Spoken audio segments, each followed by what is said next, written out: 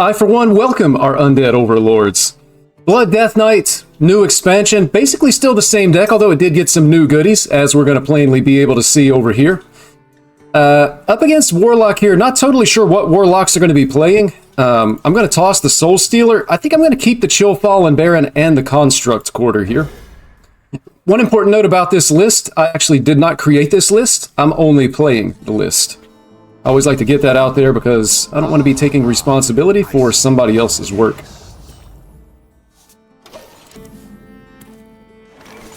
And really nothing to do but hero power here. No idea what deck they're playing. Could be Big Warlock, it could be Imp Warlock, it could be Curse. And it looks like it's going to be something that utilizes, at the very least, this new package, that new Fatigue package.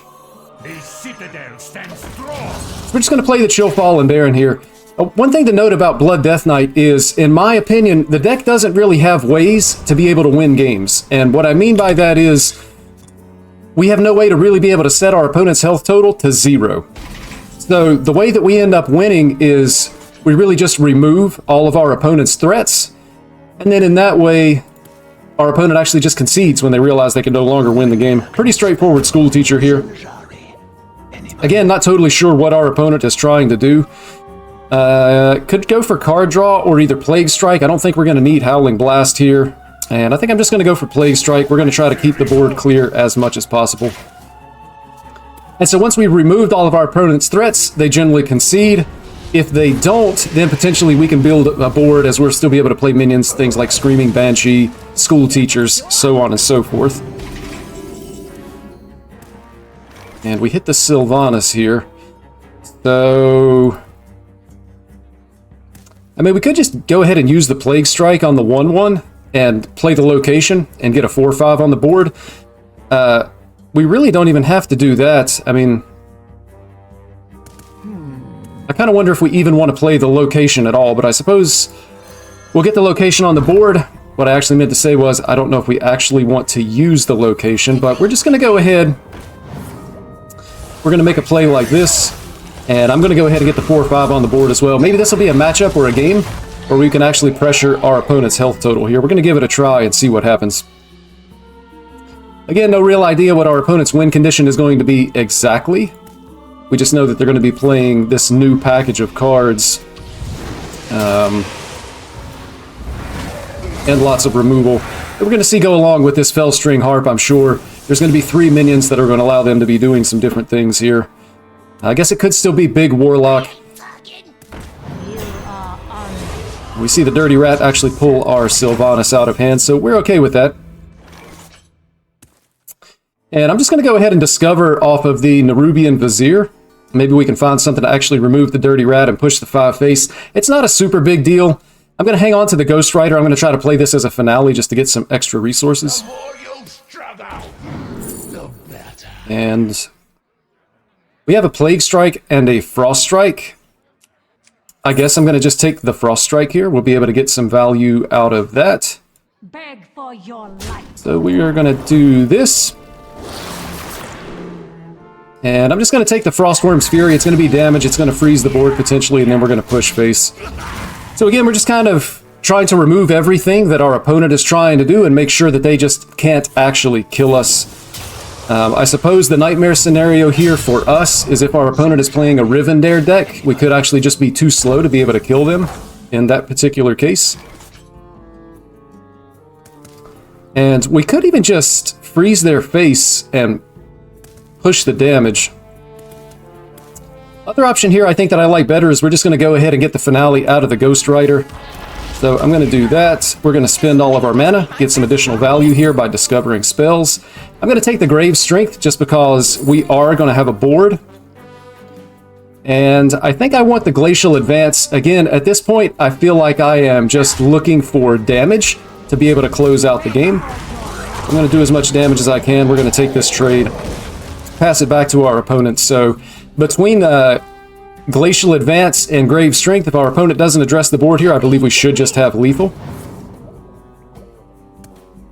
And we'll see what they can actually come up with here. If not, we will still have potential for 9 burst damage, which is going to be something that you typically don't expect from a Blood Death Knight. We see the Fell String Harp. That's going to be a little bit of healing for them. And then we see the Defile. And they're actually able to clear our board with the second copy of Defile here. So unfortunately our plans of being able to end the game have not come through. And now we're in a little bit of an awkward spot simply because we don't really have plays that we want to make. We have a lot of removal in our hand, but we don't have the other things that we would like to do. So I'm just going to spend mana as best I can, and we're just going to repopulate the board with some minions. And I'm just going to push the one face. Not really concerned about the 1/1. You could take a trade there, not quite sure exactly how much that matters. Again, just because we don't know exactly what our opponent is playing here, we're going to try to stay as safe as possible. And also just working towards trying to be able to set up some type of a lethal here. And again, our opponent hasn't really revealed what their game plan is to be able to win the game. But they are getting low on cards. And I think at this point we just want to draw. I'd really like to have some more minions to be able to develop the board. Again, just because we took the Grave Strength. And we hit a Finley here, so the question is, do we ever want to use the Finley? And I kind of think we don't. We do have a lot of healing and removal in our hand, both Corpse Explosions, a Soul Eater. If we Finley here, it goes back on the bottom. We likely never see those cards again. And again, not knowing what our opponent's win condition is, we don't want to throw away cards that we might potentially need. So I think what I'm going to do is just make a play like this. We will go ahead and use the location. And unfortunately, this is just going to be a lot of mana that doesn't get spent here.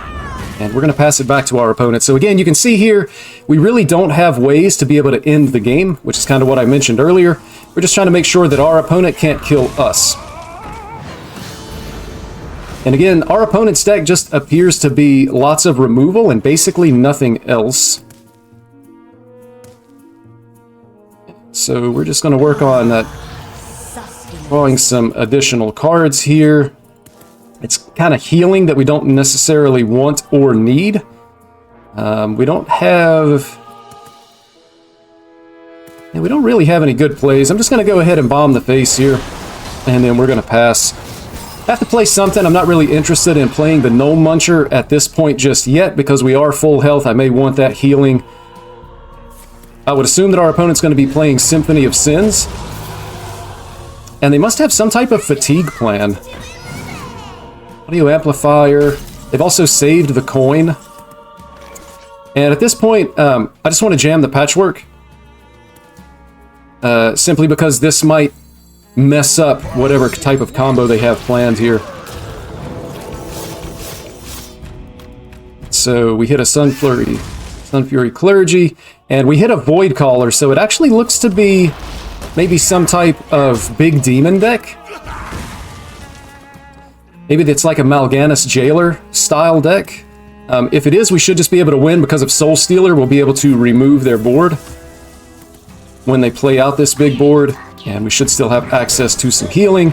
We didn't want the Finley anyway, so that's perfectly fine pull to be able to get from the deck. And our opponent's still really just not doing a whole lot of anything. We're perfectly fine with that. And then we're kind of just left again, not really liking any of our plays here. At this point, I feel like we can probably just use an Asphyxiate.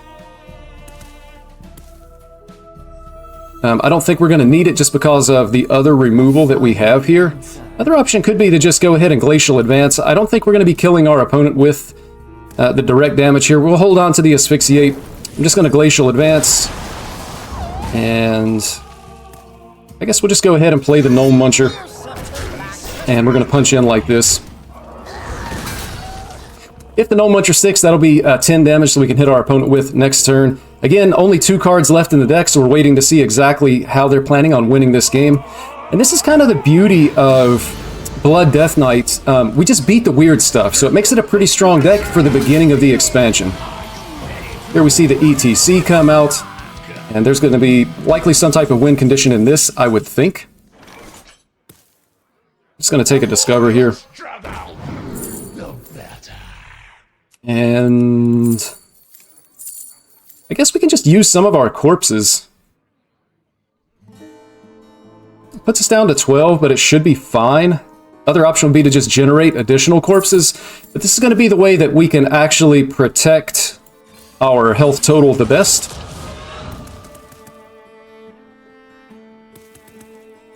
And I think I'm actually just going to hero power, and I'm going to leave this on the board simply because I have the grave strength here. So because I have the grave strength, potentially there could be some type of lethal here. And I think, let's see, our opponent is trading.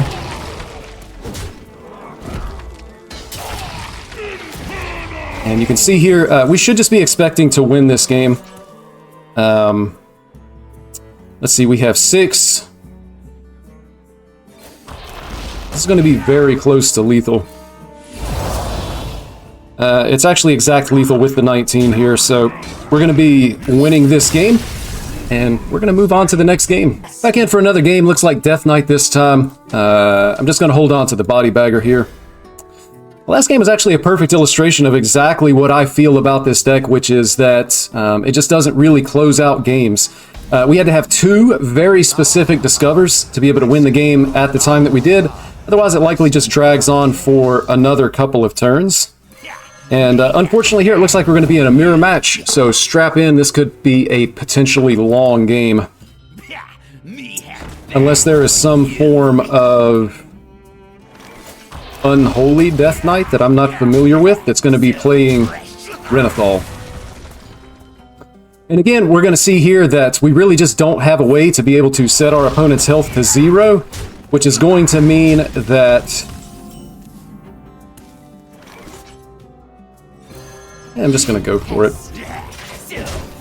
It just means the game is going to drag out, and so we want to be very careful with our resources. We want to generate potential win conditions off of all of our discovers, and really just try to think things through here. I like trading for the minion because you can see change your health on your turn while equipped to improve. If you attack a minion, your health changes, and you can see you get an additional buff. Actually, a pretty interesting choice here. If we play School Teacher now, Vizier will not be active next turn, but School Teacher feels like it's just a stronger play. It's going to make sure that we can spend all of our mana, so I'm just going to go ahead and get the School Teacher down here. And I think I want to take the Harmonic Metal. It's not super relevant, but it is going to be a buff. And one thing that I think I've noticed, you can see here that the Harmonic Metal does show up. It actually does not swap when it's a part of the Noggling, so that's going to be important to keep in mind. We're going to be able to buff 4 minions in our hand, give them 2/2 for only 1 mana. We'll check it again next turn, but I do believe it actually doesn't swap. It's just kind of stuck when it's on the Noggling here. And so the reason why I like that better than the other ones is, you know, maybe we can get some minions in our hand. We do have 4 minions in hand, so we can just play this next turn, and we can buff the stuff that we have. Maybe we can find some kind of a way to be able to deal damage here. We're certainly going to try the best that we can. I think I actually just want to play the 4/4.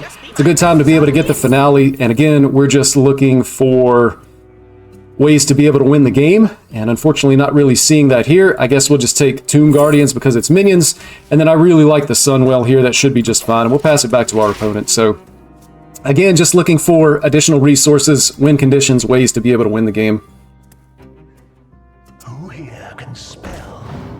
Our opponent's going to have the ability to be able to play their Noggling this turn.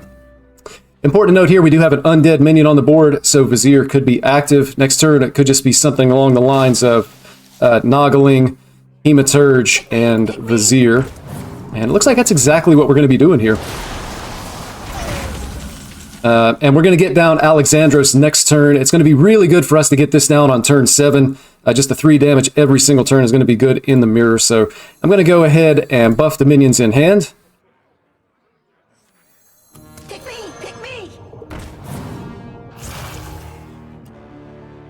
And I'm going to check the Vizier. Likely want to try to remove the 4/4.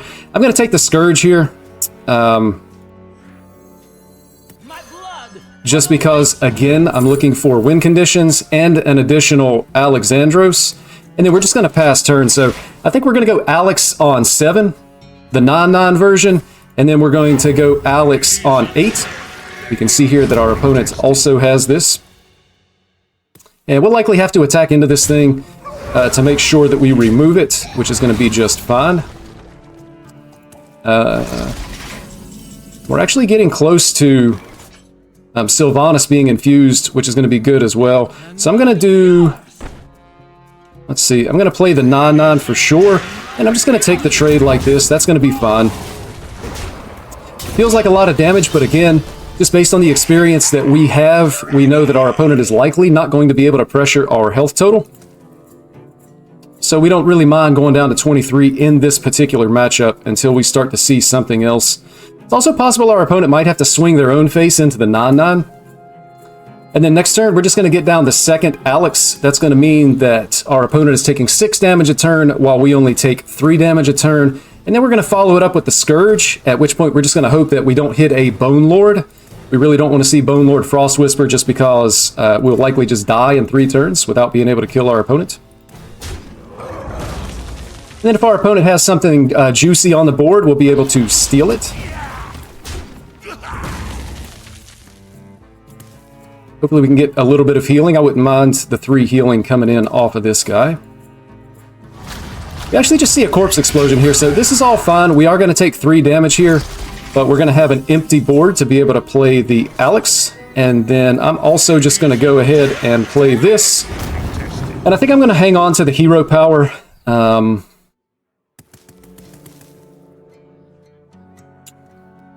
Do I want to save the hero power? I think I'm actually just going to spend the hero power here. Likely next turn, we're not going to be able to hero power anyway, but we're kind of at a point in the game where we have so much mana that we should have leftover mana to be able to hero power. And so we're going to be perfectly happy just using that free hero power. Now, sneak in the 1 damage while we can. Again, our opponent's going to be taking 6 every turn, so they're going to have to be doing some healing. They kind of need a way to be able to win the game themselves.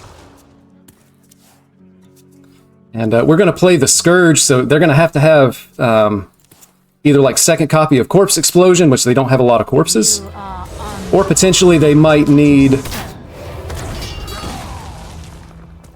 a Soul Stealer.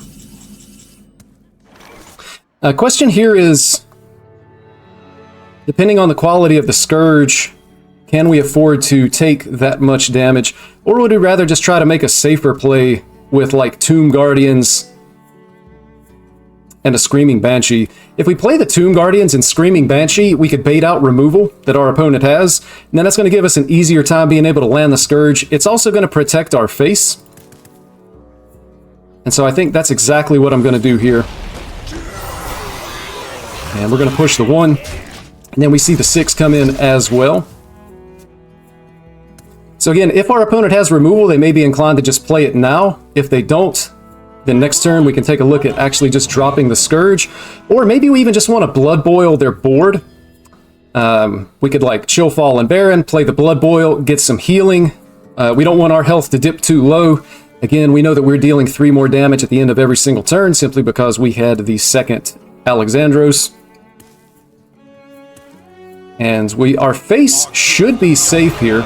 We do see an Astalor, so we're going to have to keep in mind that our opponent can potentially have a lot of damage coming through off of that. And it's kind of looking like it's going to be a good Blood Boil turn, just because of the amount of healing that we're going to be able to get off of this. And additionally, we want to push as much damage into our opponent's face as possible. We want to limit the amount of turns that they're going to have to be able to try to win this game. And with only 5 mana left, we know there's not going to be a Gnome Muncher. And if our opponent does play a Gnome Muncher, we likely just steal it with the Sylvanas. The Infused Sylvanas is, again, just another really, really good tool that we have in our toolkit this particular game.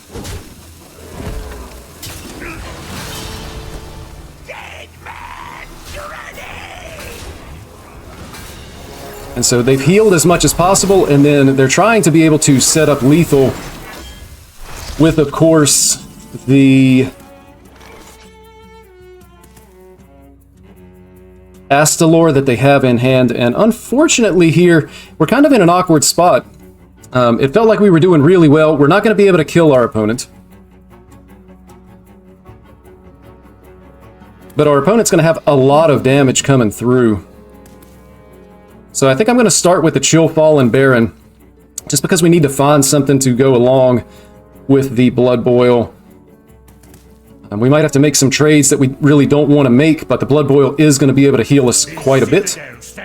So we just kind of need to get to the point where we're not going to be dead to the Astalor here. So I want to bump into this guy. I want to hit here. I'm going to hit here. And then I'm going to Blood Boil. And we'll pass it back to our opponent. So this is going to be a lot of healing. We're removing our opponent's board as best as we possibly can. And then you can see here we also summon the 12-12. So that's an important note. I haven't seen this interaction. The Blood Boil combines all of the damage together to summon a 12-12 when played with the Screaming Banshee on the board. And again, if our opponent plays Astalor now, they're having to play it just as a way to try to clear our board and not as a way to be able to kill us. So again, it feels like we're in a pretty comfortable position here. We still have the Scourge. We feel like we need to play it. We're still able to play the Sylvanas. Likely they're going to have to trade with this unless they can remove the threats from our board. And it looks like they are going to be lining up the trade here. And, you know, we'll be able to play a Gnome Muncher. Assuming the Screaming Banshee survives, we would be able to summon an additional minion. Another Corpse Explosion here, so still feeling pretty good. Our opponent did find a way to be able to clear the board, but we're going to be able to Gnome Muncher. It's going to help us to heal a little bit more. Other option would be to just go ahead and play the Scourge here. It felt like our opponent didn't have a good way to remove a big board. We don't have to have the healing from the Gnome Muncher. So I'm going to play the Scourge. And then we're going to see what our opponent can do here. And we actually hit some card draw. I mean, these aren't bad. They're not great. I mean, card draw, damage. We have the potential for stuff to be coming back to our hand, so Thessarian is pretty good. Overall, these feel like low rolls. We didn't hit any really, really big undead, but again, it just feels like we're so far ahead of our opponent in this game, I don't think we're necessarily worried about it. They do still have one natural copy of Corpse Explosion, either in their hand or possibly in their deck, but they don't have the corpses necessary to be able to take advantage of that. Blood Boil is going to do a lot of healing for them. It's going to do a whole lot of work, as a matter of fact. They're going to be able to heal for 14. A couple of the minions are going to die, but a lot of them are actually going to get to attack again, so potentially we're going to have a lethal setup here. And we could even play the Sunwell next turn in an attempt to try to find lethal. Maybe we just play a Body Bagger to make more space in hand. And again, you can see here our opponent is healed. The game does appear as though it's going to go on for quite a while, even still.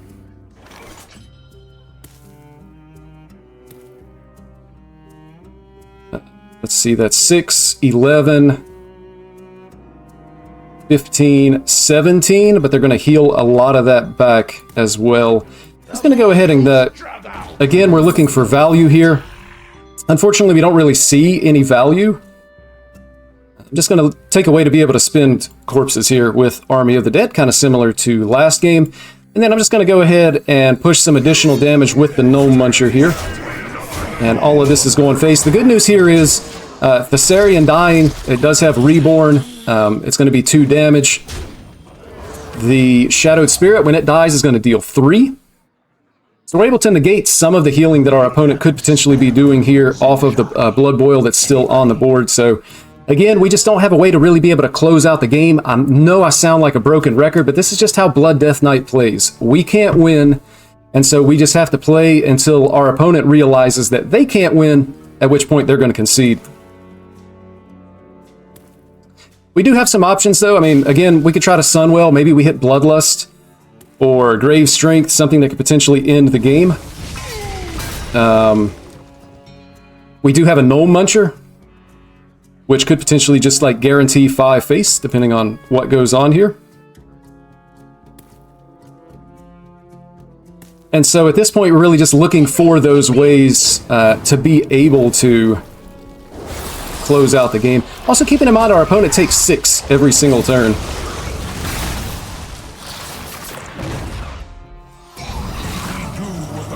And so we would need to be able to deal 10.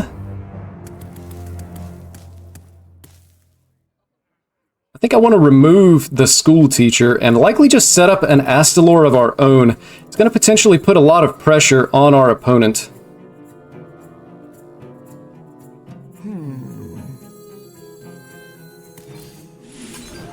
So I'm going to do this. And then I'm going to Astalor our opponent's face. And then I'm actually just going to go ahead and get down this Astalor as well, just so that we can have potentially a win condition set up for the next turn. This is going to set our opponent to 3. And so again, we're just kind of slowly working them down. They need to clear our board. They also have to heal to something above 6. And you can see here that we're actually able to win the game. That's going to do it for the video. Blood Death Knight looking to be very, very strong. I'm really enjoying the new expansion. I hope you are as well. I'm Uncorrupt. Thank you so much for watching, and good luck out on the ladder.